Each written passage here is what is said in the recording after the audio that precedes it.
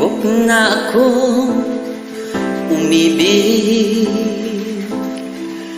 at magbigay ng tunay na pagmamahal. Ngunit kami ay nagkalayo